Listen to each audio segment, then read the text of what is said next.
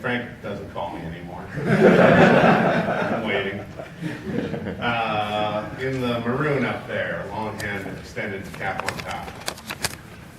Hi, Chris. I was wondering for Andrea, what kind of a direction do you give someone playing the Joker? Like, do you kind of let him do his own thing, or do you know there's so many different interpretations of him? So what kind of a direction did you give to Michael? I tend to get out of their way first and go with their gut instinct. And Jay can attest to the fact that there are many times when we've either storyboarded something or we have a pretty clear idea of how we want the scene to play. And then an actor will come in and do something completely different, completely contrary to what we had envisioned. And I always turn to Jay and say, it's not what we thought, but it's organic and it's real and it's good. Can we change what we were thinking? And sometimes we do and sometimes we don't. Sometimes we have a really specific reason why we want it done a certain way. But the reason we hire actors and not technicians to do voiceover is we want their organic instincts. We want their gut reactions to things. And that's why I also like recording ensemble, where I can actually have actors react to one another rather than just reacting to me, reading in their lines to them, reading the actor's line before them. So the Joker, what's so great about these kinds of films is you don't have to say, okay, there's this guy Bruce Wayne. He's really wealthy. Everybody knows who Bruce Wayne is, who Batman is, who Joker is. So they all have an idea going into it, what they're playing. How they play it, I leave to them initially.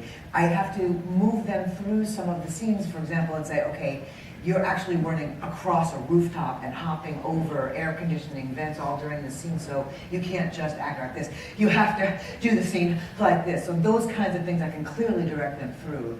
But if I've done a good job of assembling the cast, for the most part, I slate and get out of their way. Okay, down here in the nice blue tie and glasses. You are obviously a Paley Center member. Sure. This question's from Michael. My name's Grant. Sorry, my name's Grant. Michael, what do you want to see in the next live-action Batman? Specifically, what's an aspect of the comics that hasn't been done in the films yet? Well, who knows what the future may bring. I think we all have to just kind of sit tight and see what brews. Although, I have to tell you, not speaking as a producer, everyone understand that? I'm just wearing my fanboy hat right now. All you people on the internet got that? Michael used to reveal. Just as a fanboy, one day it dawned on me that there are two actors out there who are at the absolute right age right now to do The Dark Knight Returns in live action. Michael Keaton and Jack Nicholson.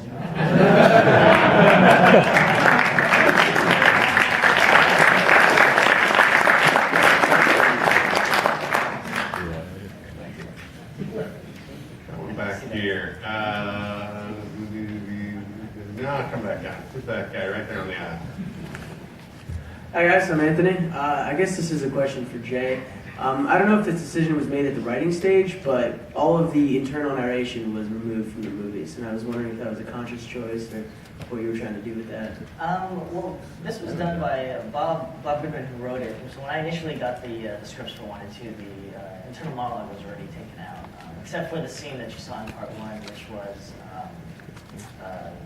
the scene where Bruce Wayne hears Batman's voice inside of him. And for myself, one of the things that there's some great lines in the comic book, in the graphic novel, that was internal monologue, but for myself, as a filmmaker, I need to get the story moving.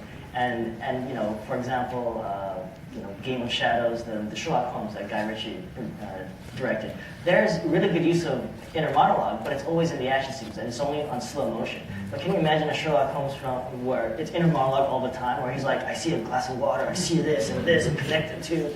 It slows down the narration, it slows down the whole storytelling. And remember, this is a film. It's not like a book that you can read and put it down and come back. I have to keep the movie going. I have to keep the pacing and stay true to what the storyline is. So a lot of the things that we cut out, which was cutting to Man on the Street, or the random things of showing what Gotham is, which was great in the comic and kind of helped add a little bit more texture. There is no time in these translations, and I had to have give enough time for Joker versus Batman. Like, can you imagine if I put everything in, but then Joker versus Batman is all of like 1 minute long, or the Superman-Batman fight is really just 1 minute long, where all you have is just Ollie shooting an arrow and that's it, done, roll credits. And so if you notice, there's actually a moment at the after the Batman Joker scene where it fades to black. And that was something that I remember Bruce Timm asked me. He's like, "Are you sure you want to do that? Because won't that?" And I'm like, "No, I want the audience to kind of like breathe, take in what they just saw, and then prepare themselves for the next bit. Because if you don't do that, then basically you as an audience member, myself, I'll feel like it's too much to take in at once. And sometimes you'll watch a movie, I'm sure you've all seen movies that are cutting every 5 seconds. So at the end of the movie, you're just like, I don't know what I just saw. I need to throw up first. So for this, there's a lot of action, but I needed to make sure that there's quiet moments. There's, like for example, I actually got a little emotional just watching it there. The scene with Alfred at the end, when he's looking through the album and you see all the baby pictures of Bruce Wayne, and then he puts the album back. And I like the fact that he knows he's gonna blow up the mansion, but the fact that he puts it back where it's supposed to be, like it says something about Alfred. But that's one of those scenes. There's no dialogue. It's all just music and just the visuals, and that's one of the scenes like I had to have time for. I have to put that in there because it wouldn't be true to that moment in the comic. Because in the comic, you just stare at that one panel. In this, I have to give you a few scenes so that as an audience member, you can emotionally connect to how big of a moment and the gravitas of that. I hope that answers the question.